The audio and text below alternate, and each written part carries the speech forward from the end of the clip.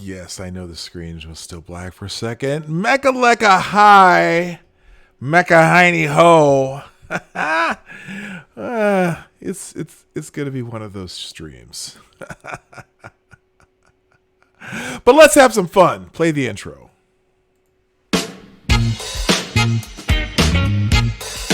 Ladies and gentlemen, coming to you live from the Lucky Dog Studio in a hidden location somewhere in the upper Midwest of the United States of America, it's a brother making his own way but with all the wrong opinions. Welcome to the Morning Night Live with your host, yours truly, P. Dog Night.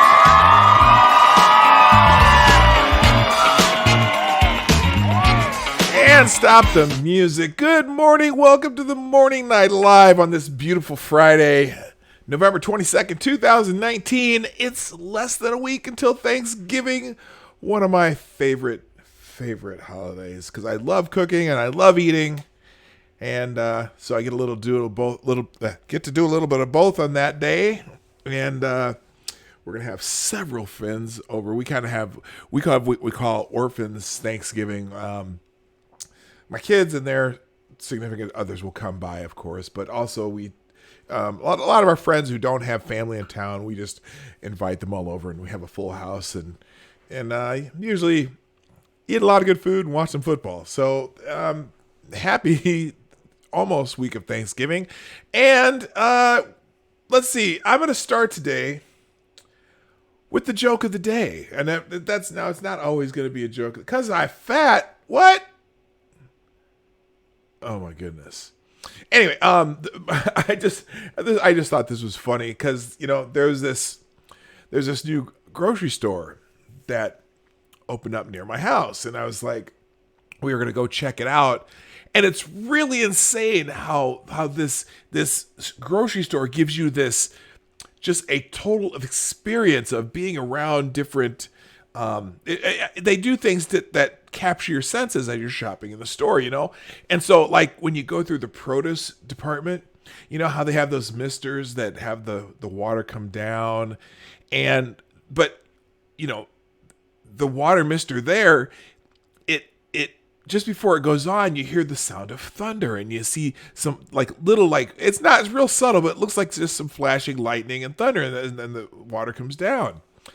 And then, like you go into the milk section or the dairy section, and you hear mooing, like cows are mooing, and there's you kind of this slight scent of fresh hay, and you're hearing that. And then you go like near where over the eggs are, and you hear the cluck cluck cluck cluck cluck cluck. You hear the clucking of chickens, right? And then you kind of hear a little sizzling sound, and you smell the aroma of bacon and eggs. And like you go near the vegetables, and it kind of smells like almost like fresh buttered corn, But I refuse to buy toilet paper there. So anyway,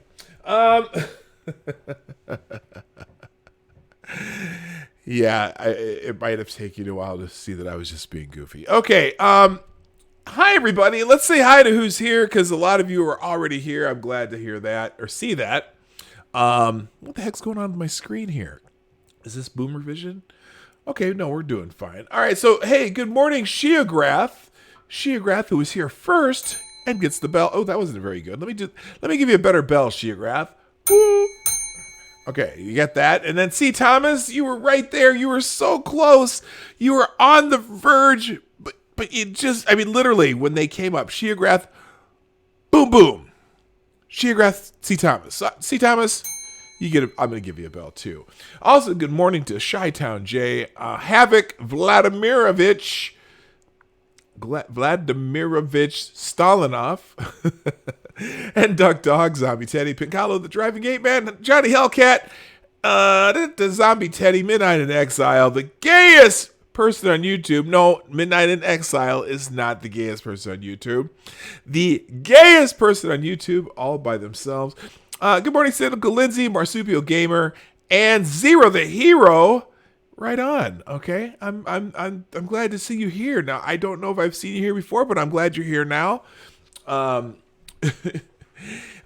Today I am gonna hit a couple of news items, but I just was feeling a little goofy, and I have a bunch of friends that from college, okay, and and we have this thing now. I went to Drake University, and Drake University has this thing called the Drake Relays. It's a huge track meet, and for Drake students, it's like homecoming for us because a lot people go back for homecoming, but it's not like one of those big football schools. So the place that the time we go back is during the Drake Relays, and that's kind of our homecoming, and we all get together and drink beer and hang out in bars, and we never really go to the track meet because even though it's a world class track meet, most of us it's just an excuse for us to all get back together, and we have this ongoing text message group that is literally there's about 10 of us or 12 of us on this text message, and just constantly year round we're sending texts to each other, and a lot of it is funny things, like for example that joke I just told you came from that text message group, and then also we get memes, and funny enough, a lot of my friends are into some of the more current things, even though we're a bunch of nearly boomers, not quite. We're all those tweener guys. Okay, we're in those years you're born that you could be called a boomer or you could be called Gen X, and I don't know. This, as immature as we are, sometimes I don't know if we could even be considered Gen X. But anyway. So there were some funny ones, and speaking of grocery stores, one of my friends was in the store the other day, and he was trying to buy some butter, okay, or not, maybe some butter, and this is as he was in the store, this is one of the things he came across. Yes, it's the "I can't believe Epstein didn't kill himself." In the butter, it was in the dairy section. I mean, what the hell was that? Now, and it's funny because he has pictures of himself shopping too, and he has this, and that does look like his hand. I'm just wondering, so that was one of the things we came across, and then here's one. Now, this was a story. I missed this story. I would have thought maybe this story would have been more national news, but it seemed to be more of a regional one. But it's kind of gross, actually. The headline reads, Georgia man kept deceased mother in his freezer for casual sex. Now, I'm not sure what newspaper this was, but that definitely someone texted, well, that's one cold motherfucker. Okay, I'll be here all day. But wait, there's more. There is more. Now this, I thought this was a joke when I saw it. So apparently, and I'm sure you've seen this during the week, but I just this one had to be seen. In the Argus Leader from where are the Argus? I don't know where Argus. It's in South Dakota, and the governor of South Dakota, the meth crisis is growing there at an alarming rate, and it impacts every community. And so they're having this campaign to defeat the meth crisis, and so this somehow someone thought this was a good idea. Meth, I'm on it. Oh, good God! I'm sure many of you saw that one. That one made the that might have been in Twitter trends last Saturday or something. But I thought that was Tuesday, November 19th, not last Saturday. Anyway, I don't think that campaign is actually going to work. I'm sorry. And then let's see, what else do we come across here? Oh yeah, now this one's kind of hard to see. I wonder if I can make this bigger. Here, hang on a second here. Oh, there we go. Apparently, they are having they're having a trouble with some of the guards from the Epstein case, right? So, and apparently these guards are getting indicted because they do not want to agree to a plea deal about falsifying some of the records as they were supposedly out checking the guards. And so they did a press conference with one of the guards, and apparently he just, he does not want to talk about it because CNN reports that Jeffrey Epstein's guard holding a press conference, apparently he saw nothing. He saw nothing. Oh, and now if you're old enough or recognize this, you watched a lot of reruns when you were a kid in the 70s because the Hogan's Heroes was on quite a bit in the 70s. And let's see, I think I got one more here, and this is here, hang on a second, let me fix my screen here somehow. Okay, now let's go here, move this. Let's see, there's one more. Oh, by the way, I also apparently in the latest what do they do? You know how they do the remastering of movies, and they remaster the movie, and they put it out on DVD, maybe just in a little bit clearer form. And apparently the movie Airplane has been remastered. And so here's one of the scenes from the movie Airplane. Hey, Bobby, did you know that Epstein didn't kill himself? Piccolo, you've got it. I saw nothing. Nothing, I said. It's nothing. Okay. Yeah, they apparently they just wanted to give the Airplane a little more modern feel to it. And I think, wait, do I actually have one more? I think I actually have one more for you here today. And, this was just something that this is hilarious. So it was International Men's Day the other day. And, now on, how on International Women's Day, there'll be rallies, and there'll be people out in the streets, and there'll be, there's all over the world, and especially in the United States, they might have a women's march or something like that in several cities. And it was weird because on International Men's Day, there really wasn't. And so, and this woman, someone named Sarah Thompson, had a question about that. And so Sarah Thompson asked, hang on, let me get this on the screen real fit. Okay, there we go. Sarah Thompson asked, where are all the International Men's Day rallies and events today? It's your big day. Why the silence? And Greg answers, well, we're going to work, hence the wage gap. Oh, okay. So that's my funnies for the day. I might do this. I might add some memes on Friday, along with guests. If I ever have any guests on Friday, and I can't do it today because I haven't figured.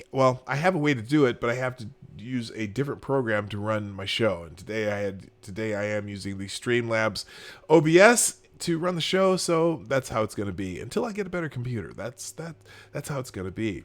So, real quick, before we get into any of the news, just a reminder that the Morning Night Live is brought to you by you, the viewers of the Morning Night Live. If you haven't done so already, please hit that share arrow down below the screen or up in the screen if you're on a TV, on a phone, a smartphone, and share the stream out. I also did send it out on Twitter, I believe. Did I do that? Yes, I did. Oh, goodness gracious. So here we go. I'm going to put that one in the chat. There we go. Copy and paste. There you go. Pincalo, thank you for the $1 super chat. In the Streamlabs link in the description down below, saying you can't call it International Men's Day. That's exclusive. It has to be called International Persons with a Penis Day. Yeah. We talked about that yesterday. In fact, I'm going to pull that bookmark back up because that annoyed me. Because the ACLU decided that, and I showed this to you yesterday, but I'm going to show it to you again. The ACLU decided that there's no one way to be a man. Men who get their periods are men. Men who get pregnant and give birth are men. Trans and non-binary men belong.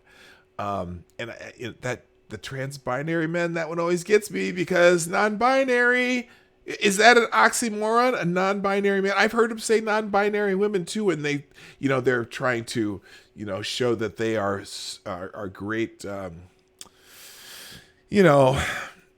allies. And but no. We're talking about physiological males. Okay, it's talking about men's health issues. Now, if you want to add trans women in that, because they have some of the same physiological issues, health issues that men have, well, okay, I guess you can do that. But yeah, so it's, and this is a good point. The Sydney Watson right behind this says, stop trying to hijack a day that's supposed to recognize men, their achievements, their struggles, and all the good they put out into the world. Give the PC bullshit a rest for a day. I added for a day. Thanks.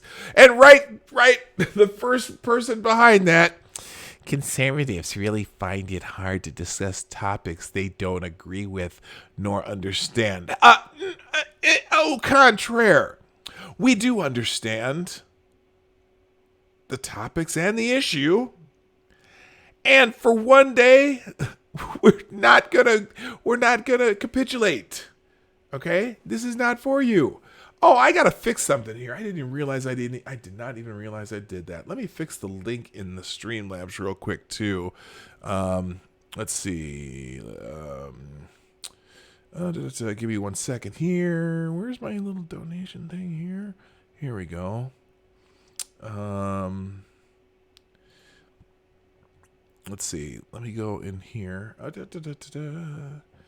Now, why am I doing that?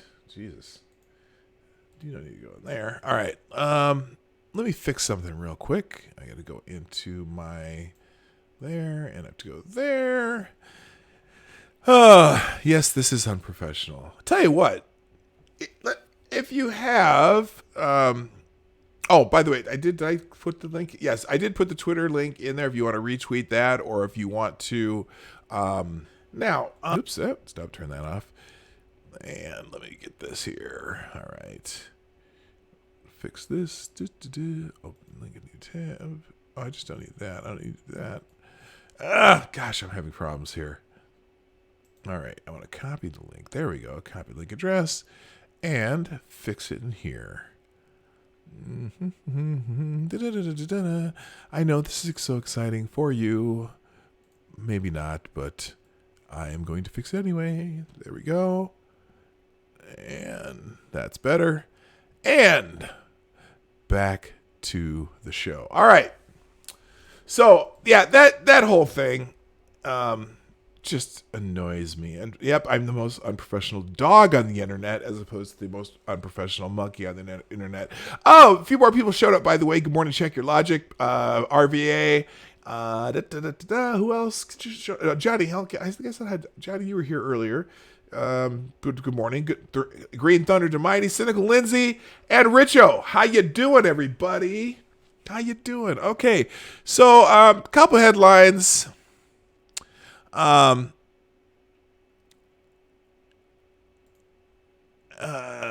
Where is it? So there's a CNN report. Apparently, a former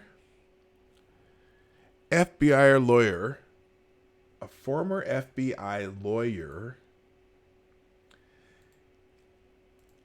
is under investigation after allegedly altering a document in the 2016 Russia probe. Now, I'm not 100% sure, but I think we've talked about this before.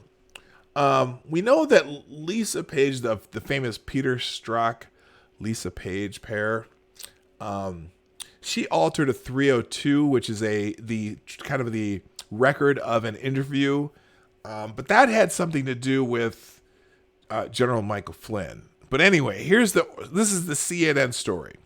Exclusive. Former FBI lawyer under investigation after allegedly altering document in 2016 Russia probe. Former FBI lawyers under criminal investigation after allegedly altering a document. It says, I hate it when they make the headline say the exact same thing as the first line of the article. Former FBI lawyer is under criminal investigation after allegedly altering a document related to 2016 surveillance of a Trump campaign advisor. Several people briefed on the matter told CNN. Now, if you've really been following this, you'd have known a long time ago that we know that Lisa Page was texting Peter Strzok, and they back and forth because they were had some extracurricular activities. Let's just put it that way. And we know that she was talking about how they changed one of the 302s. Okay, and I just said the record of the interview with General Flynn. But suddenly, see now the Inspector General report's coming out soon. They say maybe at least by December 9th, the latest, and the Senate has already scheduled hearings regarding the Inspector General report regarding the FISA warrants and a bunch of stuff that has to do with the Russia investigation. And apparently, this report is well over 1,000 pages long. There are several criminal referrals. At least that's what's anticipated. And even though Horowitz doesn't do that, that's the gist of it. So anyway, so somebody gave somebody at CNN a heads up. Yes, Duck Dog. Yes, that's what I meant by extracurricular activities. But we've known that at least one lawyer involved in this has been altering things, and we don't know if it was altering to change them illegally, but we know you're not supposed to change those 302s. Anyway, the possibility of a substantive change in an investigative document is likely to fuel accusations. Now, it's funny that after they put that in there, what's their most important thing to them? The news people who break this story. Okay? Not that there's a substantive change and it could have implications on whether or not some of the things they said were true. No, the next sentence is the possibility of a substantive change in an investigative document is likely to fuel accusations from President Donald Trump and his allies that the FBI committed wrongdoing in its investigation of connections between Russian election meddling and the Trump campaign. In other words, like they always do, Republicans pounce. Basically is what they're saying. It's not that these documents are evidence of FBI wrongdoing, but it's more important to the CNN article, it is likely to fuel accusations from President Trump and his allies that the FBI committed wrongdoing. You see how they work there? It's such propaganda. Anyway, the finding is expected to be part of Justice Department Inspector General Michael Horowitz's review of the FBI effort to obtain warrants under the Foreign Intelligence Surveillance Act on Carter Page, a former Trump campaign aide. Horowitz will release the report next month. Horowitz turned over evidence on the allegedly altered document to John Durham, the federal prosecutor appointed early this year by Attorney General William Barr to conduct a broad investigation of intelligence gathered for the Russia probe by the CIA and other agencies, including the FBI. The altered document is also at least one focus of Durham's criminal probe. It's unknown how significant a role the altered document played in the. They're down now. See how CNN is downplaying it here, and again, this is a leak. They should not have this information, so someone's leaking information to them. And there's also a line in here that I think is also important that I'm going to get to as we read this along. It's unknown how significant a role the altered document played in the FBI's investigation of Page, whether the FISA warrant would have been approved without the document. The alterations were significant enough to have shifted the document's meaning and came up during a part of Horowitz's FISA review where details were classified according to the sources. Now it's funny, we already know this. We already know that that Lisa Page has in the text messages that have already been made public, that are already in the public domain. I think it was Judicial Watch. It was either Judicial Watch. There's two groups that have been getting. No, actually, the Daily Caller Foundation. They've been, getting Freedom of Information Act requests, and some of these items are already in the public domain. We know Lisa Page talked to Peter Strzok about how they altered one of the documents. So I'm wondering if it's Lisa Page. It very well could be. Anyway, some witnesses who have been interviewed in Horowitz's investigation have said they expect the Inspector General to find mistakes in the FBI's handling of the FISA process, but that those mistakes do not undermine the premise for the FBI's investigation. What? How do they know this? So they have one source telling them that there's this one part of the document, right? Or this one document may have been altered, okay? But how many of the witnesses are they talking to? It's hilarious. Anyway, American intelligence agencies and the Justice Department have not swayed from their finding that Russia interfered in the 2016 election by hacking the Democrats and spreading pro-Trump propaganda online. And even former top Trump campaign officials have corroborated special counsel's Robert Mueller's finding that the Trump campaign planned some of its strategy around the Russian hacks and had multiple contacts with Kremlin-linked individuals in 2016.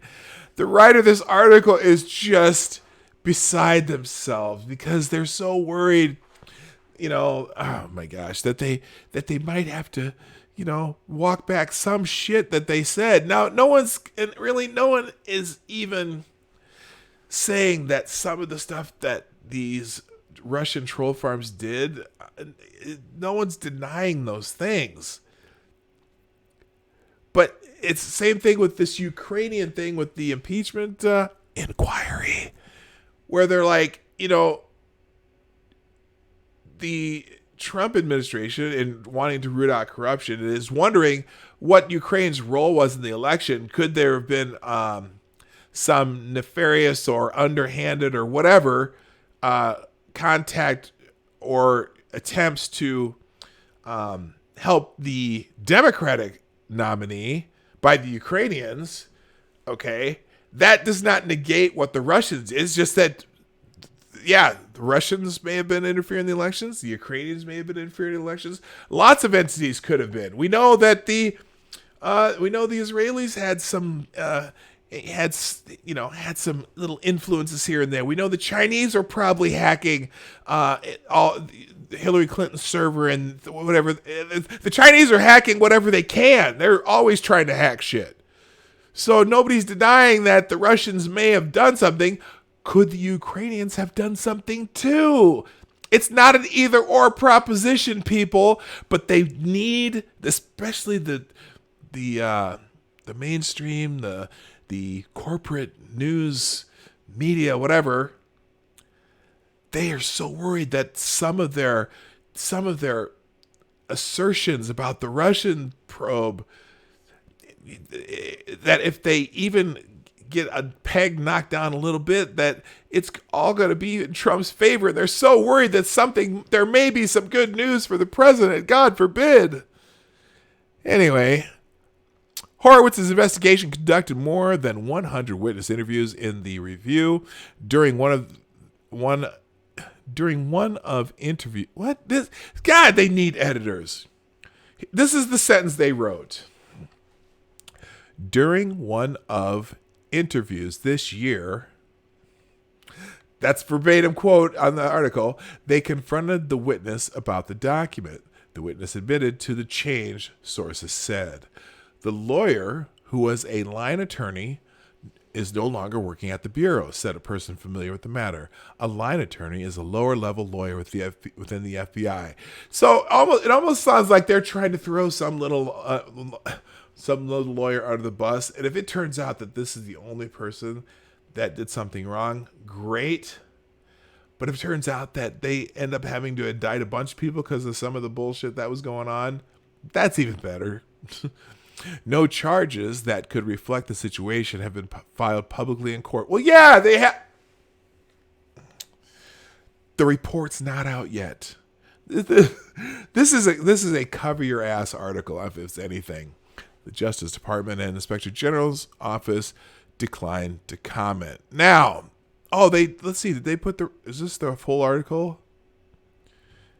Let's see.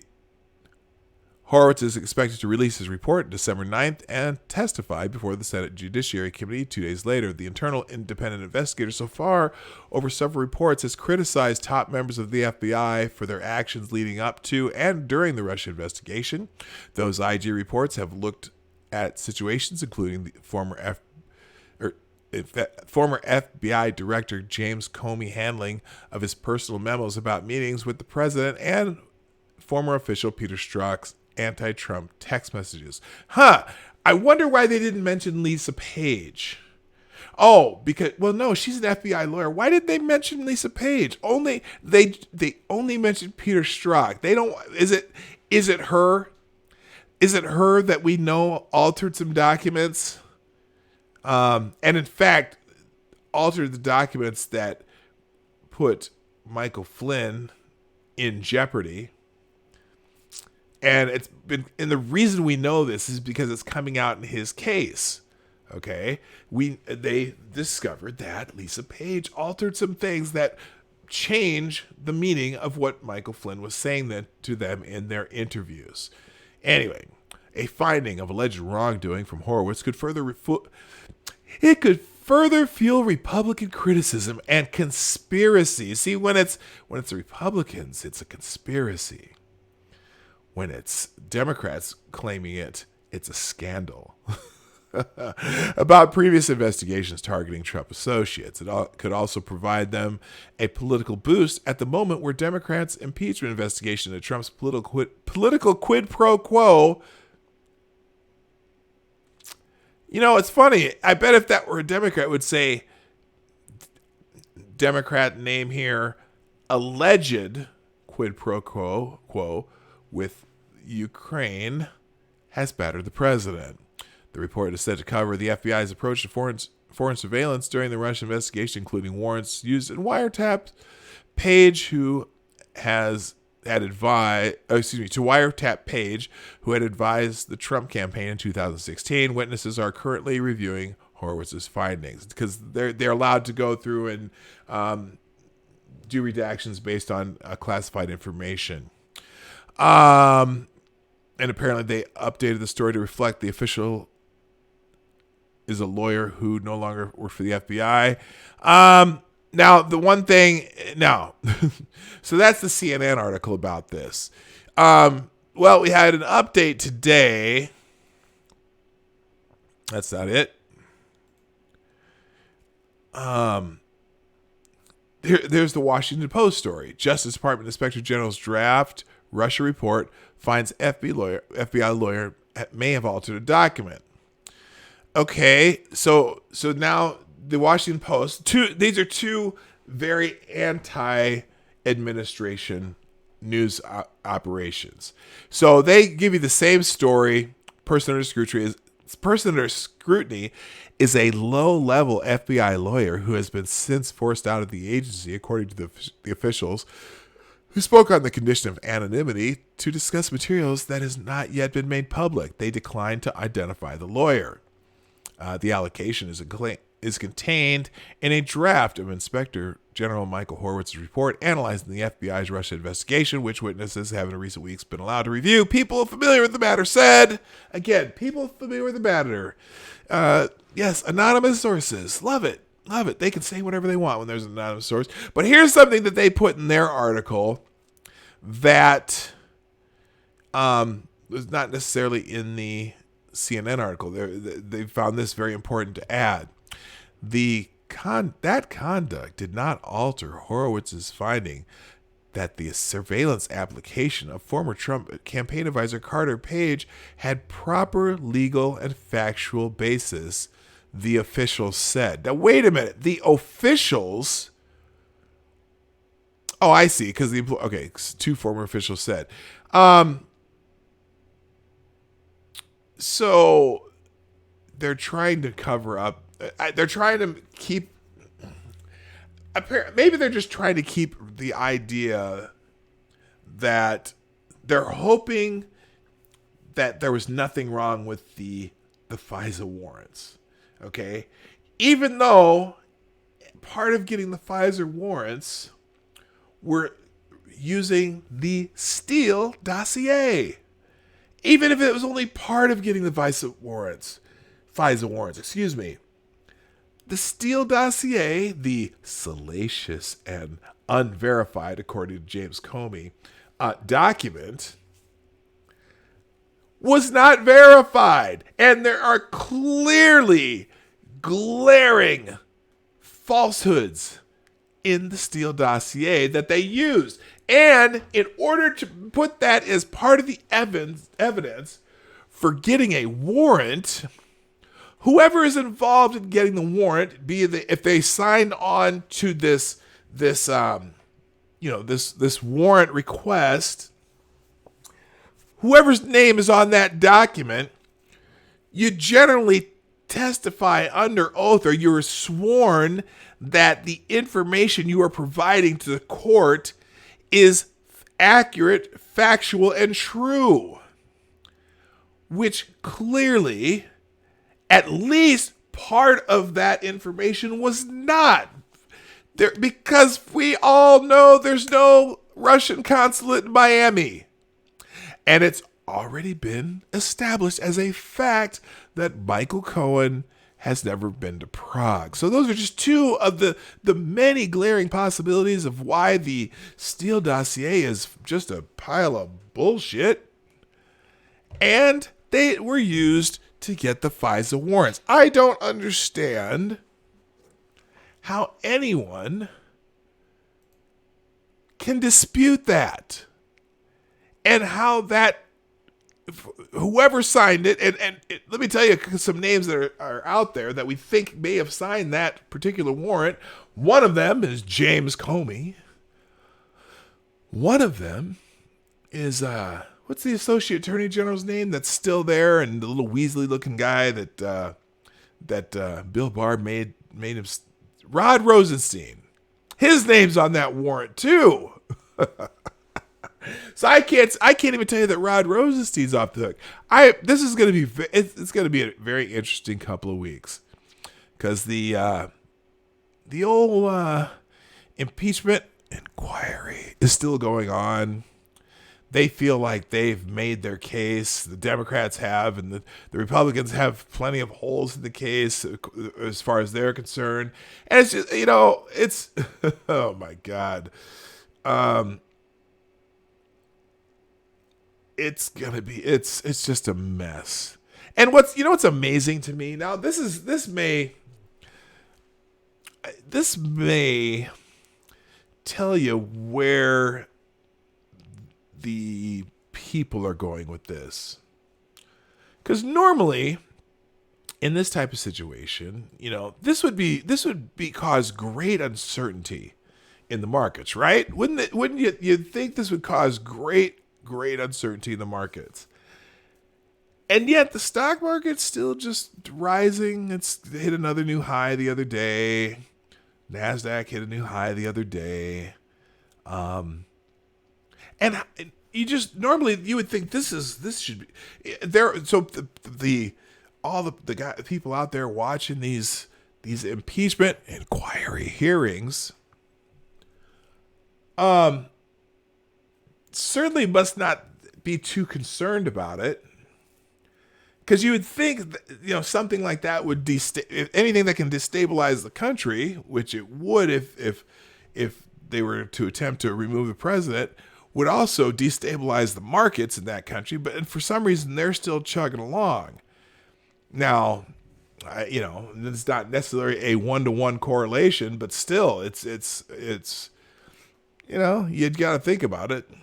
So, anyway, that's that story. Let's move on. Let's see. Oh, and then, okay, this is interesting, but sort of interesting. Fox News put out an article that didn't they had to make a correction too. So they had this article that said FBI's McCabe Baker. They changed the headline, unable to speak on CNN about the network's FISA bombshell report. Oh, I already moved that. Anyway, their tweet about it was saying that Chris Cuomo failed to ask McCabe and Baker. But here's the story. Here's how the story read originally. CNN anchor Chris Cuomo was unable to ask. Well, now they changed it. Before it said failed to ask questions of former FBI Director Andrew McCabe and former FBI General Counsel James Baker, who both work for the network, about CNN's own report regarding an unnamed FBI official being under a criminal investigation by Department of Justice Inspector General Michael Horowitz.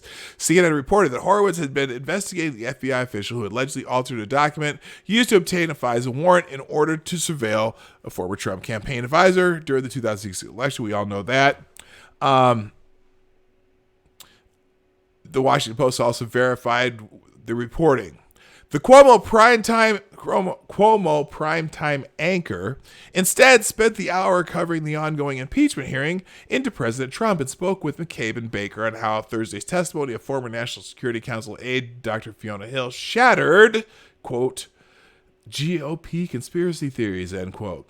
McCabe and Baker were still high-ranking officials at the FBI when the FISA application into Page was drafted. Horowitz is set to reveal his findings on the alleged DOJ abuses on December 9th. Now, they added a footnote or a head note to this article. CNN's Chris Cuomo mentioned the network's report on an FBI official who allegedly altered the document used to obtain a FISA warrant at the top of his segment on Thursday, noting that FBI Deputy Director Andrew McCabe wasn't allowed to speak about the report, and that FBI General Counsel James Baker had not yet seen it. So that explains why he didn't talk to them. Besides, I can't believe they still have McCabe on. McCabe is under indictment, I think. I'm almost positive. Did they already indict him? I think they did. I'm pretty sure they did. Okay. Anyway, let's see. What else I got here? Oh yeah. Speaking of Fox News, this is from the Daily Beast. Former Fox News anchor Shepard Smith. There we go. Whoops, wrong. Here, this one. This will make it better. Former Fox anchor Shepard Smith donates $500,000 to a press freedom group. Oh, interesting. Former Fox News anchor Shepard Smith made a surprise donation of $500,000 to the nonprofit Committee to Protect Journalists during a speech Thursday night, in which he did not mention Donald Trump by name, but alluded to him on multiple occasions. Intimidation and vilification of the press is now a global phenomenon, Smith said. We don't have to look far for evidence of that. The speech at the International Press Freedom Awards dinner was the first public appearance for Smith since he abruptly left the channel last month. We know that journalists are sometimes aware of being perceived as activists for some cause, he said, but press freedom is not the preserve of one political group or one political party. It's a value embedded in our very foundational documents. Journalists need to join hands to defend it. Smith was a founding staffer of Fox News, where he worked for the last 23 years. So, I don't know if the idea that the press is infallible is also that the press shouldn't be criticized, or the should be vilified for their mistakes, their constant mistakes. Freedom of the press doesn't mean that you have freedom to be to be uncriticized. So and yes, see, Tom, exactly. The press are activists now, and you know what? To be honest with you, or not even honest, just to be, if you look at history, if you looked at how nasty the press has always been, and I mean, if you look at some of the way that they described politicians, even back in the early founding of the country, they were brutal to politicians, and there were a lot of different pro this politician, comparing them to farm animals and shit like that. So it's fine. It's what we are as a country. Our press is clearly going to have biases, but we just so you know what their biases are, that helps. Okay. So if I know that I'm reading an article from the Daily Beast, or if I'm reading an article from the Washington Post or CNN or whatever, a lot of the mainstream corporate Democrat press, I'll just say that I know what their biases are, and I know what Fox News' biases are, and I know what Breitbart's biases are. But you know what? I am all for freedom of the press, and I don't think that the President of the United States criticizing the press ad nauseum it's not obstructing their freedom whatsoever. In fact, I would say that Trump, even though he criticizes them constantly, he sure hasn't tried to put anyone in jail, like the last administration tried to. He's still, in fact, well, except for Julian Assange. That's a case that pisses me off. Okay. I'm wondering, and now apparently yesterday Sweden dropped charges against Assange again, apparently for the sexual assault or whatever that they said he was doing. But unlike the last administration, he didn't have intelligence agencies surveilling them, which was also proven. So anyway, the president criticizing the press does not obstruct their freedom.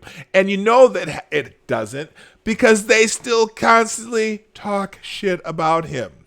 And that is their prerogative. But clearly, it's not obstructing their freedom to write or broadcast whatever the hell they want. They do it every day. Just watch or listen, and you know that they're not being obstructed in any way. So there.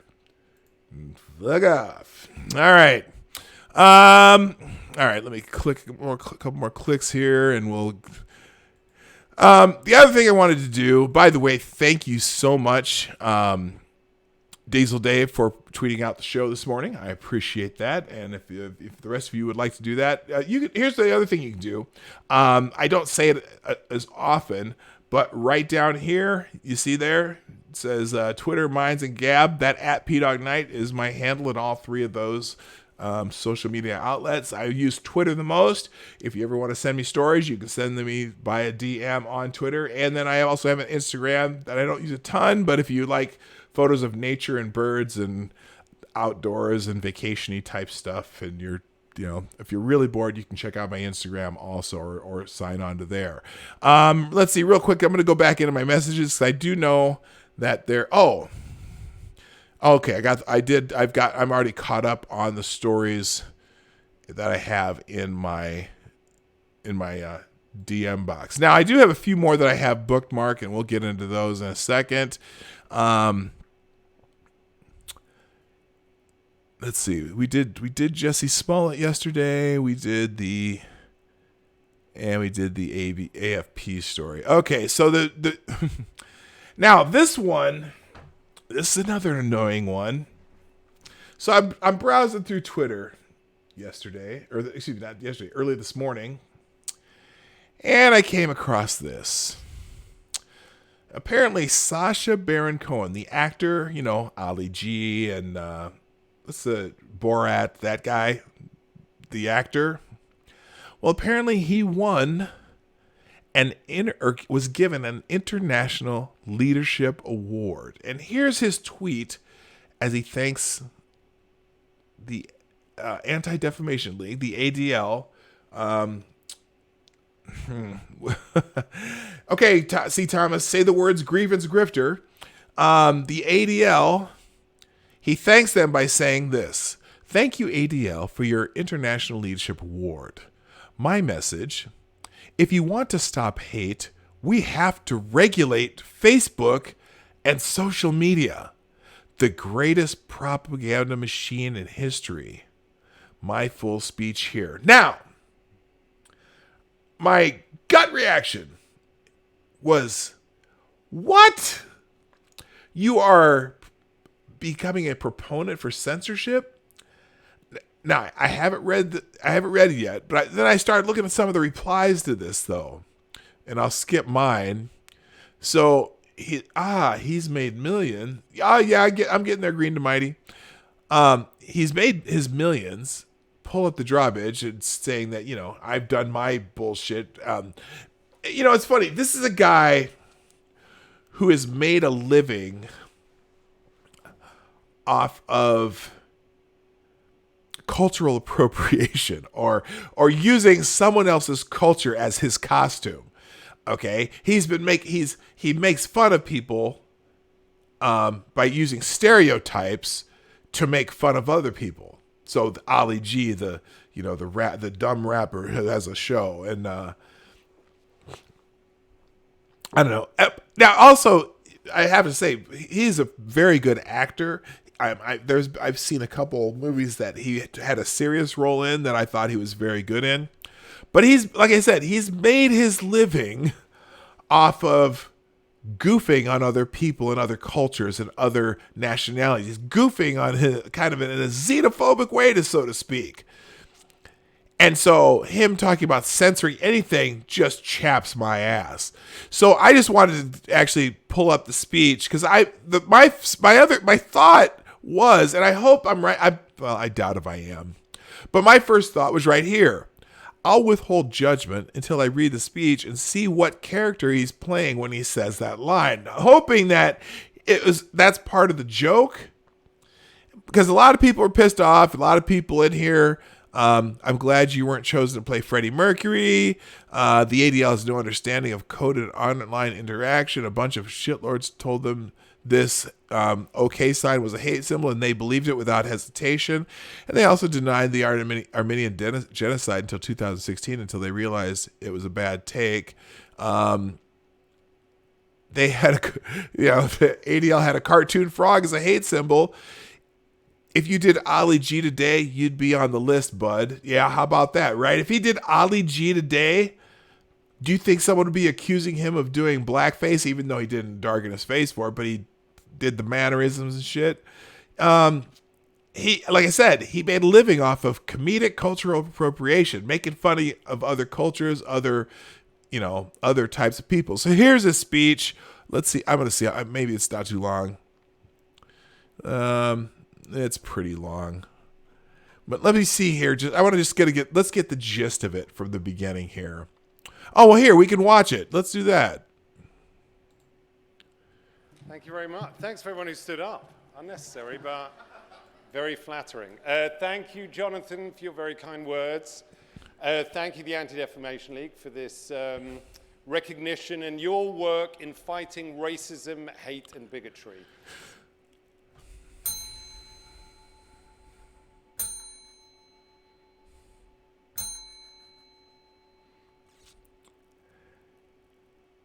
And anyway. And to be clear, when I say racism, hate, and bigotry, I'm not referring to the names of Stephen Miller's Labradoodles. Oh, brilliant! Oh, I get it. Stephen Miller's a racist, so that's what he would name his Labradoodles.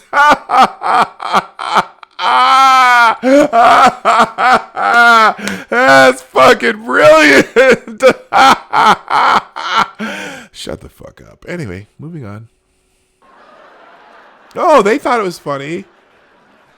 Now, I realize that some of you may be thinking, what the hell is a comedian doing speaking at a conference like this? Oh, I can tell you. Not being funny. Anyway. I certainly am. I've spent most of the past 2 decades in character. In fact, this is the first ever time that I've stood up and given a speech as my least popular character, Sacha Baron Cohen. Okay. And I have to confess, it is terrifying. I realize that my presence here may also be unexpected for another reason. At times, some critics have said my comedy risks reinforcing old stereotypes. Risks? Risks? Yeah, let's see where he goes with this. The truth is, I've been passionate about challenging bigotry and intolerance throughout my life. As a teenager in England, I marched against the fascist National Front. And yet, you kind of were a bigot and whatever, and by doing those characters anyway. And to abolish apartheid. As Okay. an undergraduate, I traveled give him around credit for America that. and wrote my thesis about the civil rights movement with the help of the archives of the ADL. And as a comedian, I've tried to use my characters to get people to let down their guard and reveal what they actually believe, including their own prejudice. Okay. Now, I'm He not going kinda to pretend that has. everything I've done has been for a higher purpose. Yes, some of my comedy, okay, probably half my comedy has been absolutely juvenile. And the other half completely puerile. But I admit there was nothing particularly enlightening about me as Borat from Kazakhstan, the first fake news journalist, running through... Oh, no, Sasha. Sasha. He's not the first. Dan, rather. Okay, did I say that out loud? I don't know. conference of mortgage brokers while I was completely naked. But when Borat was able to get an entire bar in Arizona to sing, "Throw the jewel down the well," it did reveal people's indifference to anti-Semitism. Or you just got them so, you know what? That throw the Jew down the well thing. And do you think they were comfortable doing that, or why? Or they're trying to appease this goofy foreigner, and just to say that that's them trying not in a way trying not to be xenophobic by just appeasing this idiot who's getting you to sing this stupid song, and then thinking, what the fuck were we just singing? That's probably what it really was. When, as Bruno, the gay fashion reporter from Austria, I started kissing a man in a cage fight in Arkansas, nearly starting a riot, it showed the violent potential of homophobia.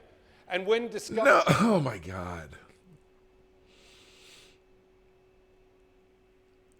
Oh my God. Oh my God. As an ultra-woke developer, I proposed building a mosque in one rural community, prompting a resident to proudly admit, "I am racist against Muslims."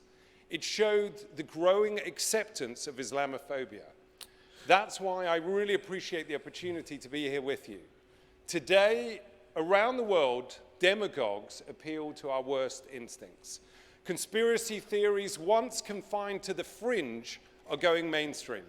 It's as if the age of reason, the era... Okay, now I see where he's going. And so this is where probably where he gets to the point where he wants to censor the internet and social media. And I you know what? I'm more one of those sunlight is the best disinfectant types. But let's see where he goes. I'm not going to... of evidential argument is ending, and now knowledge is increasingly delegitimized and scientific consensus is dismissed. Democracy, which depends on shared truths, is in retreat, and autocracy, which depends on shared lies, is on the march. Hate crimes are surging as... Ah! Oh my God. Oh my God. The hate crimes increasing argument. Okay. That's also inaccurate, so to speak, because, you know, let's, oh my God. He's in front of the ADL, though. As a murderous attacks on religious and ethnic minorities.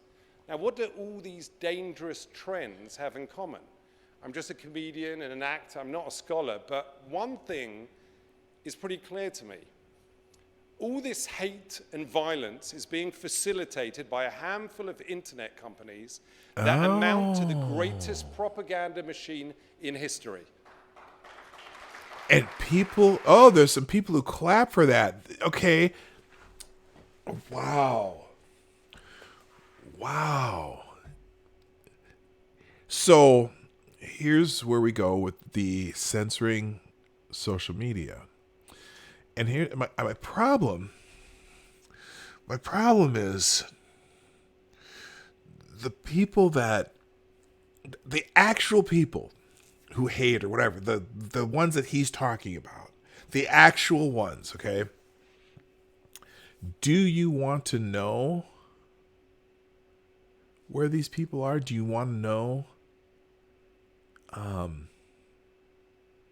Do you want them just to be? Do you want to be hidden, or do you want them to be out in the open so you can be wary of them?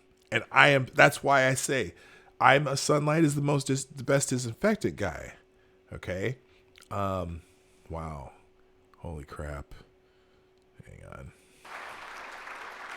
The greatest propaganda machine in history. Let's think about it. Facebook, YouTube, and Google, Twitter, and others, they reach billions of people. The algorithms these platforms depend on deliberately amplify the type of content that keeps users engaged. Stories that appeal to our baser instincts and that trigger outrage and fear. It's why YouTube recommended videos by the conspiracist Alex Jones billions of times. It's why fake news outperforms real news, because studies show that lies spread faster than truth. And it's no surprise that the greatest... he is correct. Lies travel faster than truth. That's why Jussie Smollett story was a sensation. That's why the Covington kid story was a sensation. Okay, so we get the gist of it. We'll go just a little bit and then we're going to move on. Propaganda machine in history has spread the oldest conspiracy theory in history. The lie that Jews are somehow dangerous. As one headline put it, just think what Goebbels could have done with Anti-Defamation League. On the internet, everything can appear equally legitimate. Breitbart resembles the BBC.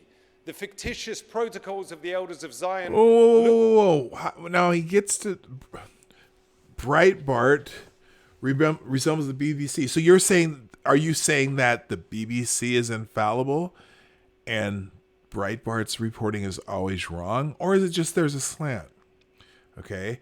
Breitbart is clearly a right of the spectrum politically. Okay. Are they unequal because the BBC is supposedly respectable, or is it just that the BBC has the correct opinions? See, that's the thing. If you're judging which one's right or wrong by who has the better opinions, then I don't give a fuck what you think. Okay. Now, if you're judging them right or wrong by which one gets the facts correct, okay, fine. Is Breitbart any less accurate with actual facts than the BBC? Maybe they are, maybe they're not. Okay. But I guarantee you there's plenty of stories that you find on the BBC that are bullshit. okay, or ABC, or CNN, or NBC, or MSNBC, or Fox, or any news outlet. But he wants you to only have access to the ones that he thinks are correct. As valid as an ADL report. An ADL report. Yeah, let's talk about, an ADL report? Oh, the ADL reports are accurate, or the ADL reports aren't misleading ever? What that report on right-wing related murders? Is that a misleading report, do you think? I don't know if you've been here, if you haven't been here when I've gone over that one. I'll have to look that one up. I'll have to put a separate video. I want to put a separate video out for that because people refer to it all the time.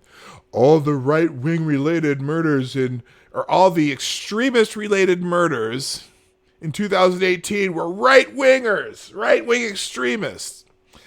The problem is the term extremist related murders.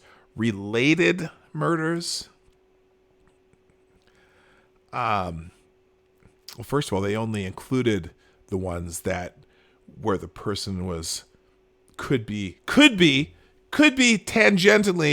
right wing. But when they say extremist related murder, they don't mean extremist.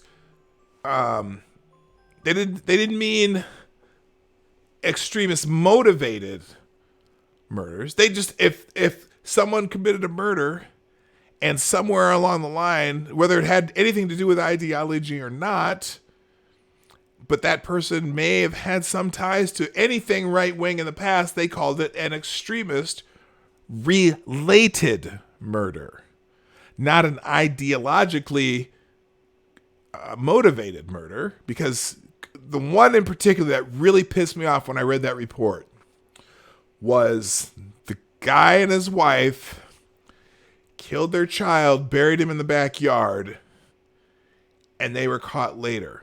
They called it an extremist-related murder because the guy had been in prison and was in a white supremacist or whatever, a white prison gang. So the extremist-related was the fact that he was in a white prison gang, probably just so he wouldn't get his ass kicked by the black prison gangs or the Hispanic prison gangs. But the murder was of his wife and their son. Now, unless of course the young son said Black Lives Matter and then they killed him because of it, probably not likely. But that's the accuracy of an ADL report. Okay? The ADL, as important as their mission has been in these 30, 40 years that they've been around. Again, their mission, their reporting, their research is often self-fulfilling, self-motivating. They have to find more and more reasons to exist so they can continue to raise money to exist. And we saw the same thing with the SPLC. Okay? Their own internal auditing or whatever, the people who were whistleblowers for the SPLC were saying the same thing. We're a money-raising organization, and our actual mission is somewhat tangential. We have to keep coming up with more bad people to so that we can continue to raise money. Okay, and that's people who are from within the SPLC. And that is the definition of a grievance grifter. Okay, now, of course, these organizations originally had noble reasons for existing. The ADL started out as an anti-defamation, anti-Jewish defamation organization, trying to, weed out and try to, be more of a, conduit for, not having hate against Jews. Okay, and then they expanded to all sorts of hate and bigotry. But it seems that they put out the reports. They constantly put out reports so that they can be quoted by the news media, and they quoted by organizations, and quoted by people like Sacha Baron Cohen. And anytime that they're quoted, they certainly can use that as a fundraising opportunity because they're self-perpetuating. Okay, there's crime in the last 20 years has been steadily going down. The amount of and that includes actual numbers of hate crimes, at least as far as now, reporting has gone up because what? Oh yeah, that big headline. There's been a 15% increase in hate crimes in the last 3 years. Well, there's been a 15 to 20% increase in the number of different agencies that report hate crimes in the FBI system in the last 3 years also. 1,000 new different agencies now report that didn't before. So, of course, the number of hate crimes reported will increase when there's more agencies reporting them that participate in the program. So I've talked about this over and over. Anyway, we're not going to watch any more of this speech, but I think we're getting the gist that he thinks that it's social media's fault that there's hate in the world. Yeah, I think that even without social media, there's hate in the world. I remember when the Ku Klux Klan marched through Skokie, Illinois. The ACLU was an organization that fought for their right to do that, even though they found the Ku Klux Klan repugnant. Anyway. Oh, good God. According to Keek, if a leftist commits violence, they're automatically no longer a leftist. Yeah, that too, man. The other part of that whole thing with the ADL report, so they say extremist related violence, and then they would like match a murder to the whatever tangential extremist group they might have been a part of at one time. But they didn't really, clearly they didn't go through every murder in the country, because I'm sure that they would have found more than 18 examples. That's the other thing. It went up from 30, so it was 35 deaths one year, and they said this increase was 35 deaths to 50. Well, there was over 15,000 murders in the United States in that year. So they're talking about 50 out of 15,000 or 12,000 or whatever the number was. It's over 10,000. I know that. Did they explore all the murders in the United States that year to find out what affiliations some of the people might have had? Could there have been possibly some murders that were committed by someone who had kind of some left-wing extremist ideas at some point, or do those not count? Okay, you just found the ones where you know that the guy had a swastika tattoo, even though he killed his own son, which was not ideological in nature. There's my tangent for the day. Oh my gosh. Also,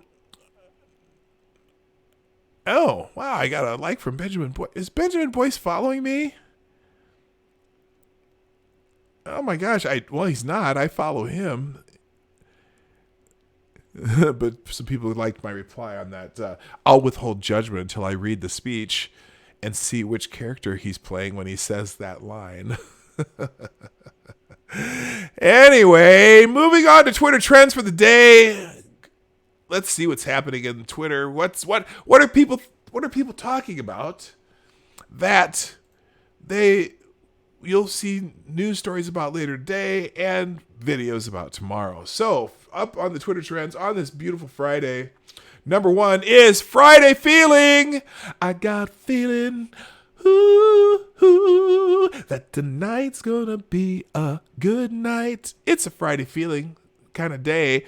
Oh, we have a poll to start out with. Let's see. Do you know how to use chopsticks? Post a chop or something sticky. Well, yes, I do know. I actually am very good with chopsticks. So click. Use them all the time. 41%. Kind of, sort of, 27%. I'd probably stab my eye, 12%. Not at all, 20%. How do you not? That's weird. Do you know? Do you count? How do you? I would, maybe it's just me. My parents taught me to use chopsticks when I was little. Maybe because my uncle was married to a Japanese woman, but that wasn't it. Did she teach me that? I remember we were in California when I was 7 years old, and we were using chopsticks somewhere, and my parents taught me how to use them. So I don't know. Yes, I know how to use chopsticks. Okay, that's I don't know why that's on Friday Feeling. Oh, why no Friday Funk? Because I don't always remember to put the music on. All right, hang on. We'll do a little funk for Twitter Trends time. Here we go. Let me find some real quick here. Let's see, find the right playlist. I got a couple different playlists of just pseudo funk stuff in the background. Old school funk. Let's do that. And let's just go with regular old. Let's see what shows up on this playlist. I'm gonna do that. And let's go with, how many pages? Oh, I got 6. Let's go page 4. All right, here we go. A little Friday funk for you. Cover your ears. Whoa, a little too loud. There we go. Sorry if you had headphones on. Okay. And that looks like it's going to work. I'll just talk close to the microphone so that you can hear me too. Oh yeah. Oh, wait, what is that? Villain funk? Never heard of that one. Alrighty. Oh, chopstick on the piano. Yeah, sure, chopsticks on the piano counts for the chopsticks question. All right, moving on. Let's see. More Friday feelings. Let's see. A Bernie 2020 Friday feeling. The good thing about Senator Sanders as the only one who can beat Trump is that the Trump camp will have very little material to throw at Bernie since the Dems have done that already. Oh, I have something that I could throw at Bernie because, like I said yesterday, and this is kind of my joke from yesterday, but it's kind of also true. Let's see. So the difference between capitalism and socialism. In capitalism, people make choices in their lives that could have them living paycheck to paycheck. In socialism, the government makes decisions in people's lives that cause most people to live breadline to breadline. I'm going to make a t-shirt that says that. That's my favorite new saying. All right, let's move on. Is there any good Friday feelings? Let me put this back on the screen for you. Oh, okay, so let's see. Fight Club. This is, Biden fighting himself. Okay, you know what? That's not a Friday feeling though. That's a humorous political cartoon, but we want a Friday feeling. This is not it. Moving on. Let's find a good Friday feeling. Here we go. Here's our Friday feeling for the weekend. When someone sees our light, it is a real gift, especially when we have forgotten that we have a light that longs to burn bright. The other person helps us find our light, helps us keep it turned on. Gratitude to those light keepers and true friends. There we go. That's our Friday feeling for the day. Moving on, number 2 on the Twitter trends, testify. People want John Bolton to testify. I think that's what this is about. Yes, put country before party, Mr. Ambassador, testify. And this is because John Bolton said, glad to be back on Twitter after more than 2 months. For the backstory, stay tuned. So everyone's telling John Bolton to testify in front of the Democrats. People are desperate. A lot of people want him to testify. I don't know. Let's see. Democrats should also call Senator Ron Johnson to testify.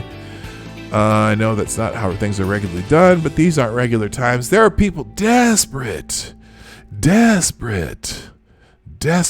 have the president impeached. I'm not even sure, really. I still haven't quite figured out what law. Oh, C. Thomas, see you later. I probably missed you. Good morning, Wikipedia snippet. Good morning, Lindsay, Straight Sith Mail. I hope I haven't missed anybody who's popped in.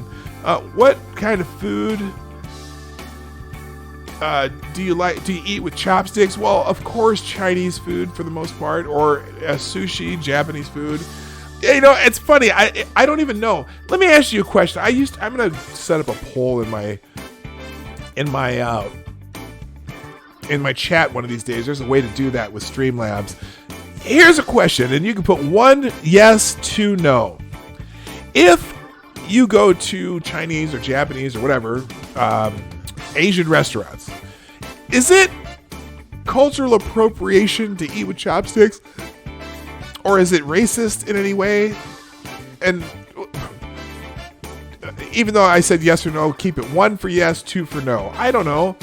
Like the other day, we ordered some orange chicken, some sesame chicken, some beef lo mein, some fried rice, and for Chinese carryout. And we ate it with chopsticks out of habit. I don't know why. I just do. I tend to eat. We have some really nice sets of porcelain. Is it porcelain? I don't know what they're made of, but they're nice chopsticks like that you throw in the dishwasher and wash them. And we have a set of chopsticks in our silverware drawer specifically for when we eat Chinese Asian food. I don't know. So anyway, it's just what I do. I don't know why. They always have them at the Asian restaurants, and I just happen to use them because I use them. And in fact, I kind of like using chopsticks. Since most of the Asian food that we eat is already kind of chopped up into small pieces, it's kind of convenient just to be able to use chopsticks, not have to use 2 hands to eat. You can eat and make hand gestures or use your phone or whatever. I don't know. Anyway, what are we on here? Oh, Testify. So anyway, the reason that Testify is trending, I know that another little tangent, is a lot of people want John Bolton to testify. Testify! All right, I gotta turn this down. It's too loud for me. Is the music a good volume? Or am I compensating enough by just being close to the microphone? I hope so. All right, moving on. Number 3, trending on Twitter, Friday Thoughts, as opposed to Friday Thoughts. But we're not going to do it because we already did a Friday thing. And number 4 is Friday Motivation. You know, the Friday feeling that I gave you earlier was also kind of a Friday motivation. So I'm skipping that too. And here we go with the Cybertruck. Now, a lot of you probably saw this Tesla truck, but this new Tesla truck. First of all, Tesla truck demo goes awry as shatterproof windows break. Elon Musk unveiled Tesla Inc.'s eagerly awaited electric pickup truck on Thursday, but it didn't go as planned, ending with 2 smashed windows and the hashtag Cybertruck trending on Twitter for all the wrong reasons. In the demo, Tesla designer Franz von Holzhausen initially took a sledgehammer to the truck, which withstood the impact. Then it went all wrong. Von Holzhausen took a metallic ball in his right hand and wound up and tossed it at the truck, smashing the front driver's side window, stunning the audience and viewers live streaming the event. Oh my fucking God, Musk said when the window broke. So here it is. He's throwing the ball at the truck. Oh, and damn, it's smashed.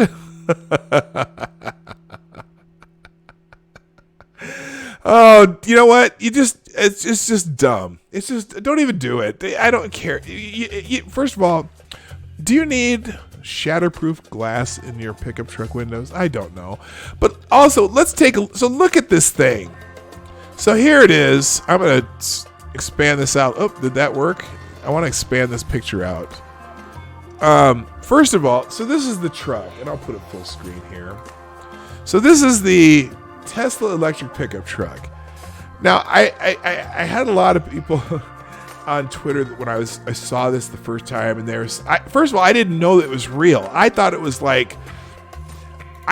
something out of Minecraft, like a vehicle that you'd find in Minecraft, because a lot of people were saying it was looking like PS1 graphics, you know. But this is an actual vehicle. Looks like it has a pretty high ground clearance too, but I don't know. A lot of people also thought it looked kind of like something DeLorean would come up with, for Back to the Future. Yeah, the 80s called. They want their futuristic truck back. Yeah, it's almost like, because I got to tell you, in the 70s, when I was a little kid, like in grade school, there were these books that you'd go in the library or you'd order from Scholastic or whatever, when you had the book fair thing. And they always had one book that was called cars of the future. And they had all these weird concept car designs and whatnot. And there was always one that looked like this. And I think maybe that Elon Musk, when they were designing this, he said, hey, you know what?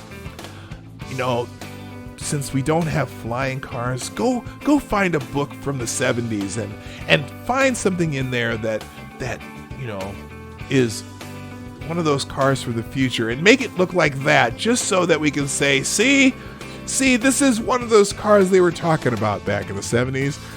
This is some ugly ass shit. I'm just saying.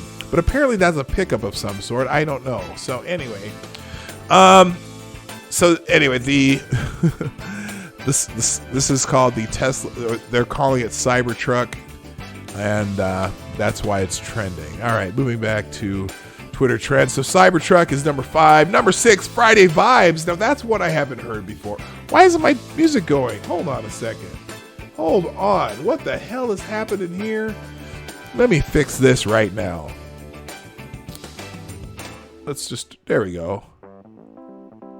Can you hear that? Oh, you guys can hear it. I just can't. It's still playing? Okay, there we go. All right, back to the trends here. So Friday Vibe, I've never seen that one, but whatever. We'll move on. Number 8, Devil in a New Dress. Why is that trending? When you see Devil in a New Dress trending, we have to respect greatness when we see it. This was me when I first heard Devil in a New Dress. Somebody either has a song called Devil in a New Dress is must have come out. Let's see. Devil in a New Dress is still my shit to this day. When Alexa played Devil in a New Dress, Rick Ross, best verse. Oh, okay. So, that was it was a song from some time right from back when. I just don't. See. Okay, now, if you want to say okay, boomer, there you go. Because I don't have no idea what it's talking about. Moving on.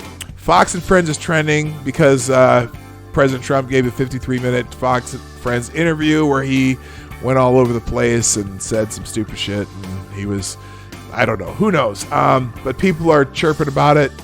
I'm going to get back to that one later too because I don't know about it. And I'm not going to comment on it. Deborah Chow trending with Chapter 3. Oh, okay. Something to do with The Mandalorian, which is a show on Disney Plus, I believe. Kanye West song. Oh, okay. I know the song Devil with Blue Dress is a Kanye West song. Okay. See, now I should know that. But it's funny because I probably know the song too. I probably know it. I've probably heard it plenty of times. I just don't know the name of it because I don't listen to any music that closely anymore. I hear all the stuff my son plays, and my wife knows like the words to songs that my son likes. I'm like, how do you know this? Because she listens to it in her car all the time. But I don't. I just don't.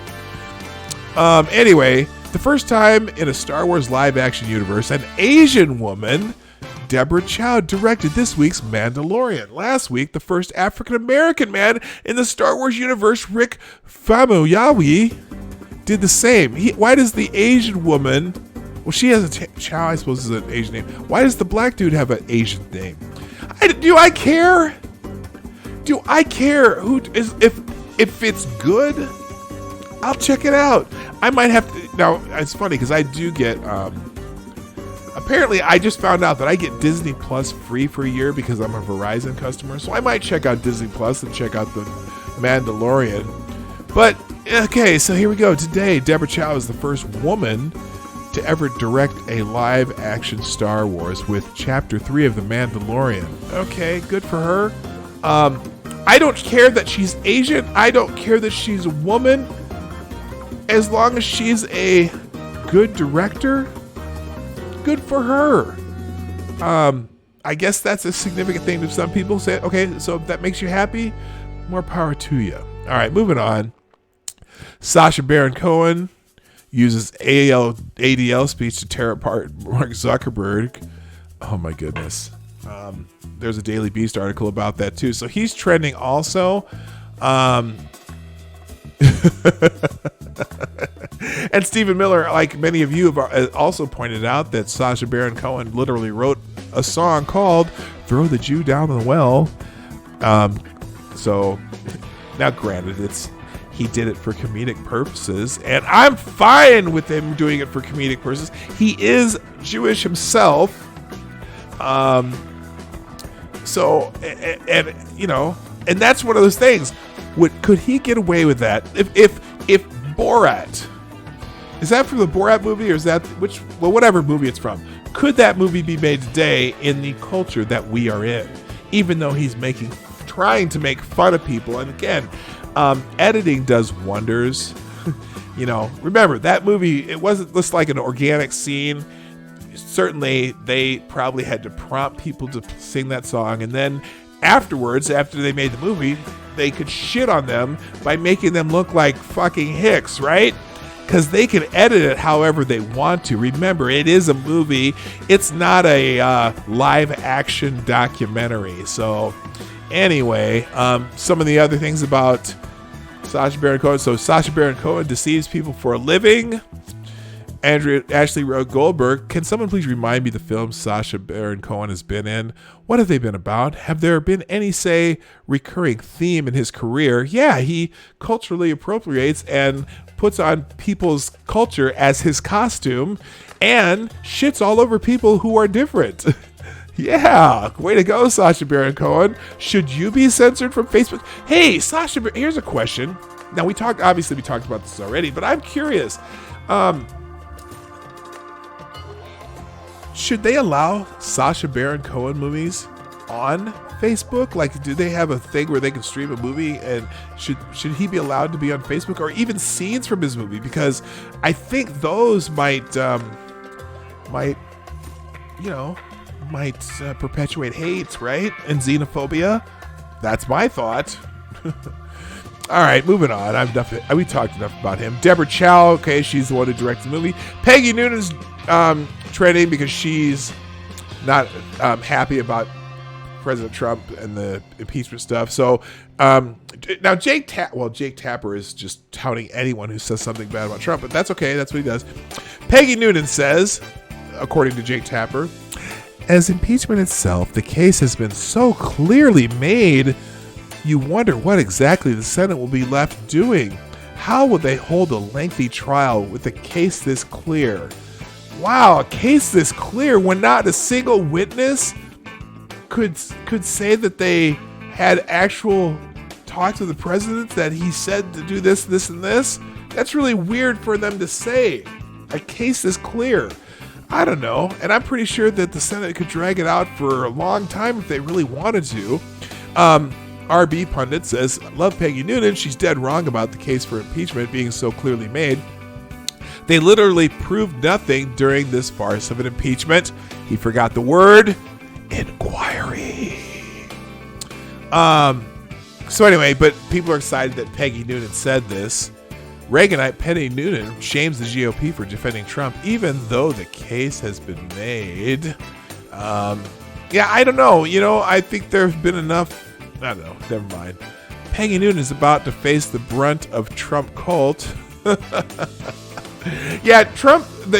Now, I gotta say, the Trump faithful are not going to be kind to Peggy Noonan now, and I'm sure the president will probably tweet something nasty about her because he cannot just not react, which I wish he had a little more, what is it? What's the word? Just some self-control with his Twitter fingers. Just sometimes, because he could just let that go. But you know what? He's a counterpuncher. That's his thing. Anyway, there are no more... Oh, Peggy Noonan is about to face the brunt of Trump cult. There are no more intellectual conservatives. GOP is the party of shyster, intellectually and morally bereft goons now. Sad. Peggy won't ever abandon conservatism. She's kind of on a deserted island with George Will right now. Yeah, whatever. Anyway, all right, so that's why she's trending. So if Trump tweets something, you will trend on Twitter. It will trend on Twitter. And if somebody shits all over Trump, it will trend on Twitter. Trump is the master of the universe when it comes to Twitter and social media. Okay? All Trump, all the time. Moving on. After that, Fox and Friends is also trending again. It's trending twice. Oh, because Fox with the ampersand Fox and Friends is trending, and Trump with the and spelled out is trending. So they're both trending. Now Twitter. You know how Twitter usually tries to combine stuff, and they kind of control what ends up trending and shit. Could they have combined that somehow? Come on, you assholes. On sale now. Let's see. What is that? Tickets are on sale now for my Kaleidoscope anniversary tour. Who is this? Kellis? Who is Kellis? Okay, she's a singer. Garth Brooks on sale now. His tour's on sale. Who's this? What are these guys? 8 Letters tour in Brazil on sale now. Country music documentarian Ken Burns discusses the history of the Ryman Auditorium. Wait, that's a promoted. Never mind. BBC Planet Earth 2 on sale now. What is this? Tickets to NTL Homecoming, the National Homecoming, are on sale now. Stand mixers are on sale now, and that will arrive before Thanksgiving.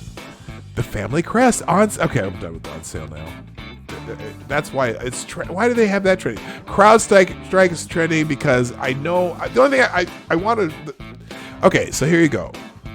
They gave the server to CrowdStrike. Says POTUS, why did they give it to a Ukrainian company? First of all, CrowdStrike's not a Ukrainian company, although there's a large ownership portion of the company that's Ukrainian. But so the company at the heart of the grand conspiracy to get the Republican president is currently being paid for cybersecurity protection by the Republican Party. Of course, that's a Washington Post article. That's interesting. I did not know that. Trump is still, even at this date, spreading the debunked. They always say the debunked. Who debunked this one? The debunked CrowdStrike conspiracy theory. There was no server given to CrowdStrike, and there wasn't a Ukrainian. It wasn't a Ukrainian company. Yeah, I think he's got that incorrect. Trump is still talking crazy about CrowdStrike. Okay, so that's what happened on Fox and Friends. He's talking about CrowdStrike still. That's not. Oh my God. He gets half of a story sometimes and takes it to the ninth level. Even when Steve Doocy is trying to get you to stop spewing conspiracies, Trump, they have the servers from the DNC. Who has the server? They gave the server to CrowdStrike, which is a company owned by a very wealthy Ukrainian. Are you sure about they did that? Yeah, he's got that wrong. He needs, I don't know who's advising him. Now, CrowdStrike's an important company in the whole circle of what happened, but that's not what happened. And because I know that from just different documents that Judicial Watch has got from the Freedom of Information Act, and how the anyway, I don't know. Those bananas going down the toilet was really weird. Okay, DeLorean is trending because of that truck. Kind of looks the Tesla Cybertruck looks like a DeLorean a little bit. Episode 3 is trending because the Mandalorian fans are pouring on praise for Deborah Chow's episode. You know what's funny about that too? Let me get back to that. So let's just say you are beginning to watch this series called The Mandalorian, which is based on the Star Wars series, right? And you watch episode 1 and you like it. And then you watch episode 2 and you like it. And then you watch episode 3 and you like it. Let me ask you a quick question about that. When you're watching a series on TV, does the director ever come to mind? Does the director of do you ever, I'm watching Grey's Anatomy and I go, wow, I wonder who the director of this is. This is a really great show. And I wonder if it's a woman or a man, or if they're black, white, Asian, Indian, Czechoslovakian, Lithuanian, Saudi Arabian, Qatarian, Nigerian, Ecuadorian. Do you give a fuck about who the director is when you're watching a TV show or a movie? Now, if it's a very highly acclaimed movie and it has a certain style that you know the director, and it's, like a Martin Scorsese movie, for example. Now, after 5 or 6 Martin Scorsese films, and he's starting to have all these hits, you're going, oh, it's a Scorsese film, and we know his reputation, so it's probably going to be a very good film. But when I'm watching a TV series, I have no idea who the director is. I don't care. Did I know that Penny Marshall directed some of the Laverne and Shirley series episodes? Hell no, I didn't know. I don't care. I just want to know if the thing I'm watching is good.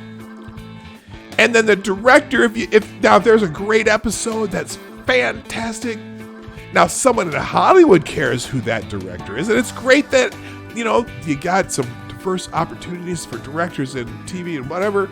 But I, as a consumer of the movie or the show, I don't give a fuck.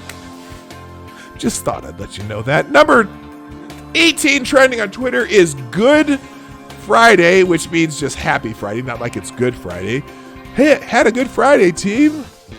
And we made it through another week, and it's deserving of a Good Friday or whatever. Anyway, so yeah, Good and Friday, not like Good Friday, the Friday before Easter, but just because it's Good Friday. And finally, the last thing on my list of Twitter trending items is Evan White. Evan White. And what is Evan White? First base prospect. Evan White, number 58 on the MLB Pipeline Top 100, is set to sign a long-term deal with the Seattle Mariners. Guaranteed $24 million over the first 6 years. Guaranteed! Includes 3 club options. Should be announced Monday. White hit .293, .350, and .488 in Double-A this year. Also an outstanding defender. This dude isn't even up in the bigs yet. He's being signed to the bigs for $24 million guaranteed for 6 years. I should have played baseball. God, dog. God, dog.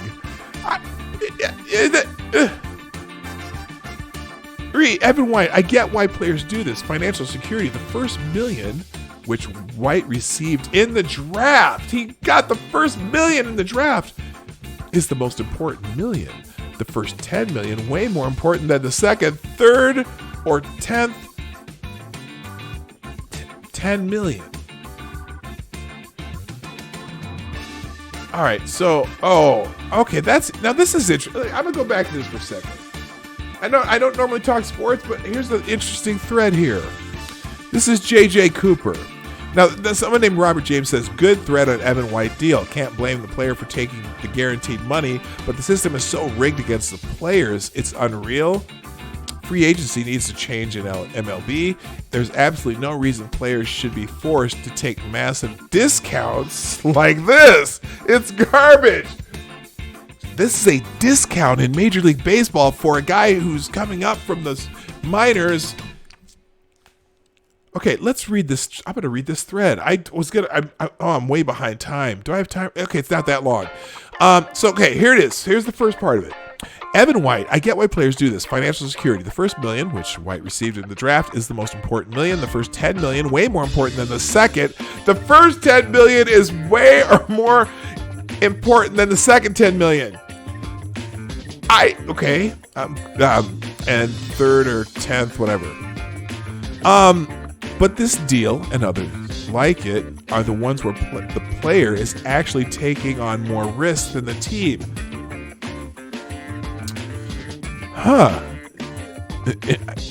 If they were in football or basketball, they wouldn't be, unless it's a superstar player, because they don't have guaranteed contracts. Well, the NBA does. Football doesn't have guaranteed contracts. Let's see. Taking on more risk than the team for the Mariners. The downside is $4 million a year for 6 years, effectively, and whatever buyout options. Effectively, White is being paid the rate of an average at best mid-range first baseman who is at risk being non-tendered every year in arbitration. C.J. Cron has been DFA'd once. He'll finish this season having made $18 million or so before free agency. Oh, woe is him.